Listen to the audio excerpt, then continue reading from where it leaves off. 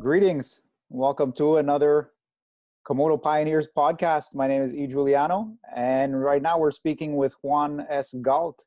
Juan Galt, greetings. How are you doing today? I'm great. How are you guys doing? I'm doing very well. It's actually a pleasure to speak with you. You've Or been, yourself?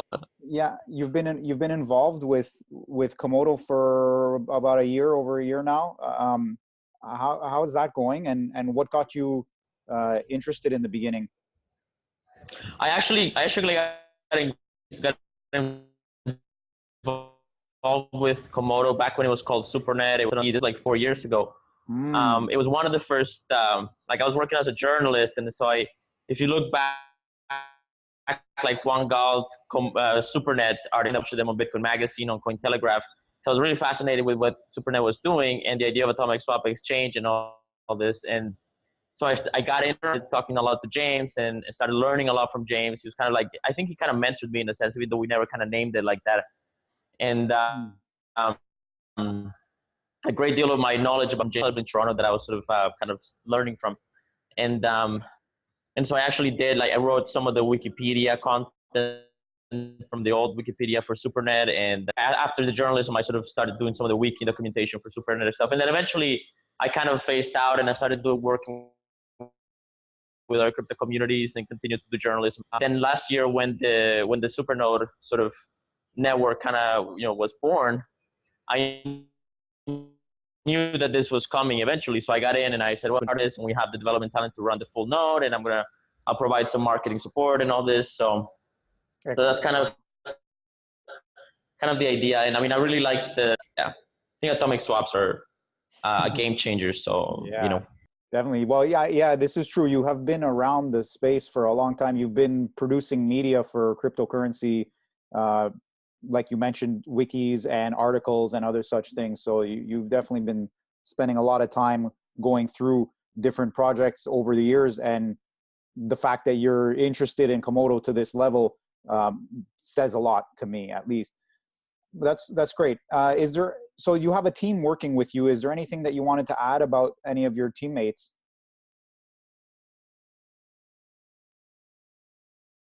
Yeah, so that I'm working with, one of them is called Ryan, and he's been a ISP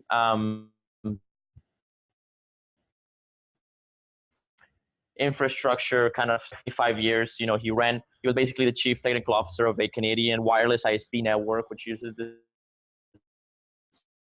sort of antennas that are targeted and communicate signal through kilometers and kilometers and kilometers. So it's very good for like the outskirts of cities and stuff. So he was basically the chief technical officer, grew this company to thousands of users, and then left like a couple of years ago. And he's the guy that's basically one of the main guys managing the Notary node for us, and is doing very well, very good on Notary ranking. Right now we have 3 test nodes, Notary nodes on the test net and stuff, and so he really knows what he's doing. And the other guy, his name is Travis. We're sort of ISP guy. He also works in the wireless internet provider sort of marketplace. So he's also grown an ISP to one Ryan had. And so he's in the States and he has a data center and he's looking to expand to Chile. And so these guys, they're like so many years in the IT business. And so these guys are very knowledgeable about it and very much into crypto, very much sort of in the same kind of wavelength of philosophy that in general we seem to. Nice. That sounds very strong. Sounds very strong.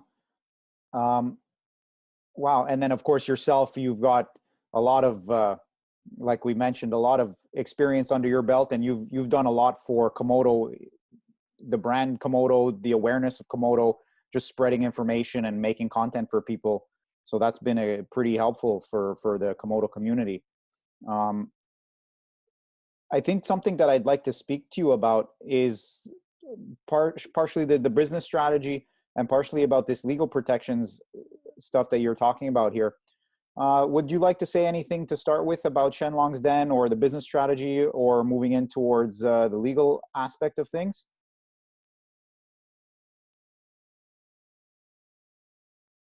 Yeah, so I think legal advice or even legal counsel in any sense, because I'm not a lawyer, but I've been talking to lawyers lately for a different project that I'm working with, and to really kind of study how the law is sort of starting to approach crypto. And I think we're in an interesting gray area because a lot of these notary nodes, there's 64 notary nodes geopolitically distributed, and they're non-custodial, which means that they don't customer funds, but they are kind of some important infrastructure in the ecosystem. And so I'm curious to see how that ends up being categorized. I think in the United States, we're probably under some sort of ISP utility kind of regulations, and so we have certain protections, like we're not responsible for the context.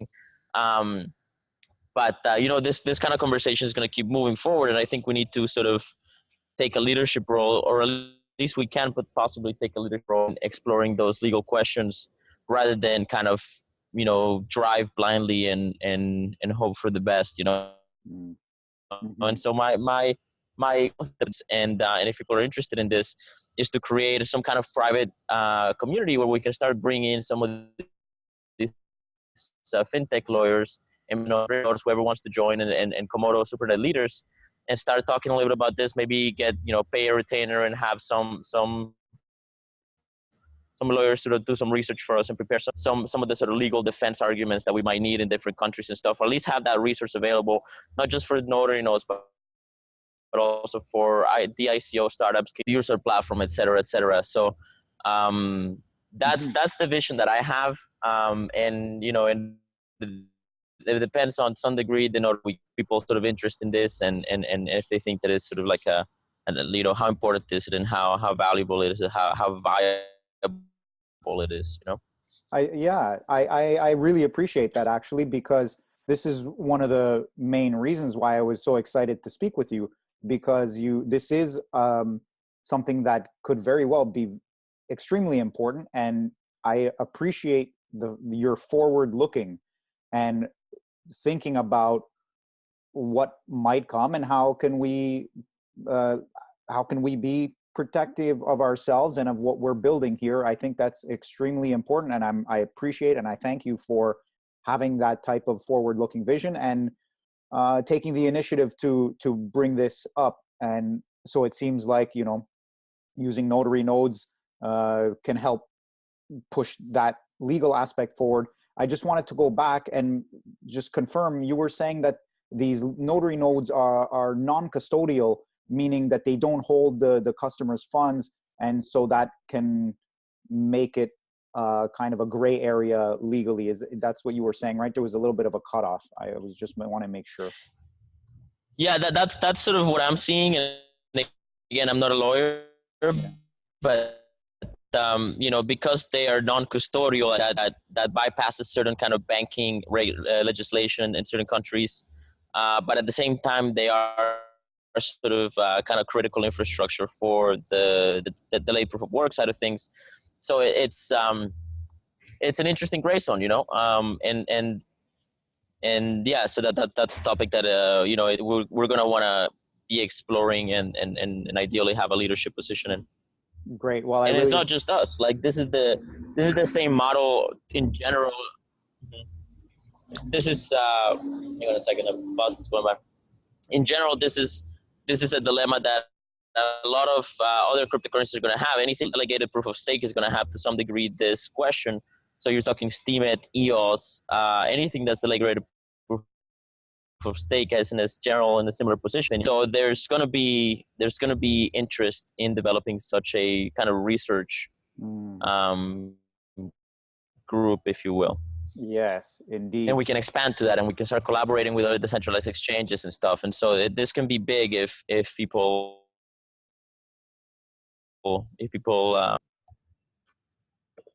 I understood, and I think that's why it makes it even more of a point that you're trying to start this now. We could say it's early, but I don't think it's early. I think just the timing is right. Seems to be the time to really get this going, especially this year. We see a lot of government talk and other things like that coming through media and other big international political and even just national political situations, all kinds of different things from good and bad and confused and certain and all kinds of mixed informations and all of that. So I think the timing is perfect for you to start exploring this. So again, I really appreciate that that's what you're doing. Exactly. Thank you for saying that. Yeah, I don't really have much else to say or ask. I just wanted to have a brief conversation, and the legal stuff was the thing that caught my eye the most as a nice differentiator.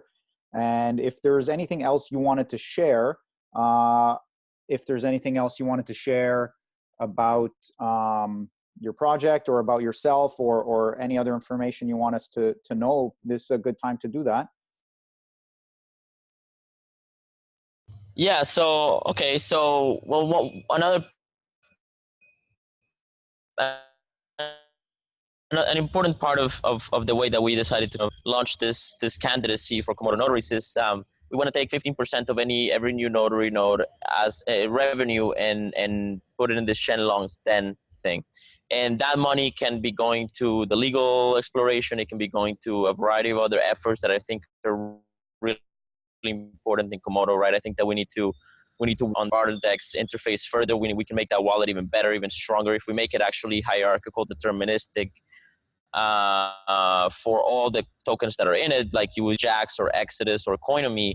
Then suddenly we're in the wallet, we're in the multi-coin wallet marketplace, and that is going to give us a big status because there's about 3 of them. And so Barter Dex could become that. And then on top of that, I think to some degree, you know, we had this conversation with Greg at on the crypto show about how the atomic swaps are different than the way that trading is executed on centralized exchanges. And one of the primary differences is that it's actually an auction. It's not really an exchange. And what that means for the user experience and for the user kind of options that the user has is that you can have, let's say you're trying to sell a Bitcoin, and so you can sell it against Litecoin, against Dash, against Zcash, against Komodo, against Monero, all at the same time on something like BarterDex, and you can take the best offer that can come. Whereas in a centralized exchange, as soon as you put that Bitcoin against like Komodo, then that money is locked out and you can't negotiate with that money on different markets. And that is a huge game changer.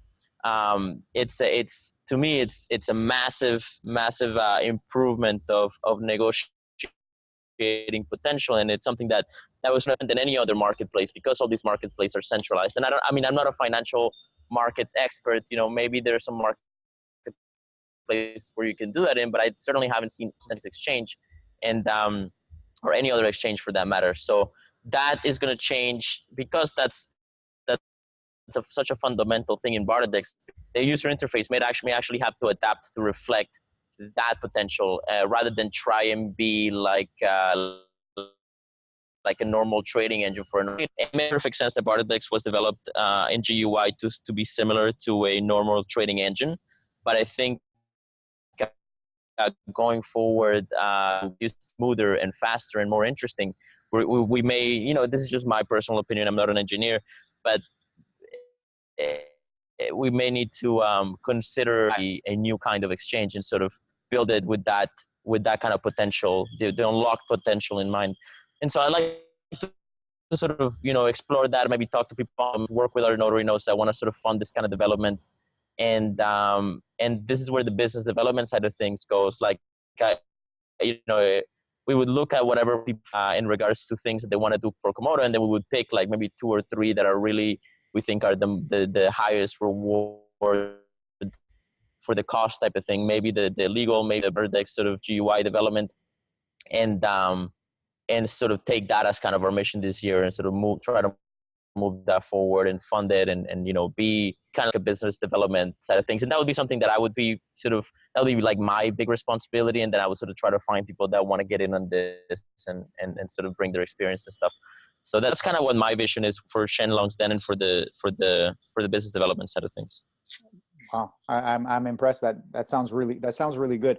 I appreciate the explanation there about the difference between BarterDex and a centralized exchange, about comparing it to an auction like that. That actually made a lot of sense to me, and I had kind of thought of that like that before, but just having you explain it like that, I think, is a really nice insight. And so I'm hoping that whoever's watching and listening can also take that in, especially if they've never thought of that like in that way before. And you make a good point about how that might change or determine the type of user interface and user experience you might want to associate with for barter decks. So that's interesting, and then that's one of the beauties of these notary node proposals, and it's that you can take rewards from the notary nodes, earnings from the notary nodes, and then bootstrap the Komodo community, bootstrap the project itself in various ways, just like you're mentioning. And I think that's absolutely great. And I think I saw you or heard you mentioning about having an interest to put one of the nodes in Tokyo, in Japan. Do you want to say anything about that specifically? Yeah, sure. So to some degree, well, to a great degree, it depends on how people are looking to vote this election. We're going for 3 more notary nodes right now. We have one in the United States, and then we want to put one in South America, one in Japan, and one in Iceland. Now, if people are going to only, let's say they only want to submit nodes, then the way that I would like people to consider prioritizing which one to vote for is to vote for the South American one first, because we're going to expand the data center down there anyways. And so this would make a lot of sense for us and for Komodo as well, because we will have direct control over the infrastructure. And if they're going to vote for 2 notary nodes, then vote for the Japan one, because I have some connections to Japan. Japan is making very, very big moves in crypto, and they want to become leaders. A friend of mine that lives in Japan last night, and he's telling me that Japan is seriously, like, government is seriously looking at using crypto society is what they're calling it. And that's sort of, the merging between cyberspace and the analog. And they're looking at blockchain. They're looking at all this stuff. So it'd be great to have there. Juan, sorry, I missed what you said, but I think it was important. You mentioned what they called it, and it just cut out when you mentioned that. What are they calling it? Yeah, it's called the Society 5.0. Okay. And you had mentioned it. Yeah, tell us again. Sorry. The idea is that so Society 5.0 is the merging between the cyberspace and the analog world. Okay. And that's sort of, the kind of things you would see there would be, Internet of Things, Uber-like drones that just pick you up in places, drones that come and deliver goods to your house. And that's because Japan has a declining population, and as far as numbers, and so they have labor shortages, and so they're looking to automate a lot of this through sort of robotics and stuff. But then there's sort of security and economics questions, and crypto and blockchain can be potentially a solution to that. So they're seriously looking at that. High-level government are really seriously looking at that. And so I think, having some roots in Japan could be really powerful for Komodo and for crypto in general, right? And so I'm really interested in Japan. And then if they're going to vote for all of us, then you can also sort of vote for the Iceland one. Obviously, Iceland is a major sort of internet freedom country, and they're very anti kind of banking monopolies, and so they would like us. So nice. But that would be kind of like the third priority, if you ask me. Good. Well, I'm glad you had a chance to mention that. I think that's really exciting what you're trying to set up with the data center down in South America. I hope that goes well for you, and I really wish you well in these notary node elections. I wish you all the best, and just going forward, man, keep it up. You're doing such a great job, great work out there, and on behalf of myself and whoever else feels the same way, I just wanted to say thank you a lot. If there's anything else you'd like to say, where can we reach you if we want to find out more about you, or just contact you in general? Yeah, thank you so much for having me. Well, you can find our proposal at thegaltmines.io. All our information is there. You can find me on Twitter at Juan S Galt. That's JUNSGALT. And we're on Slack. We're everywhere. So the galtmines.io or Juan S Galt, and you can find me. Great. Well, thanks, man. Definitely.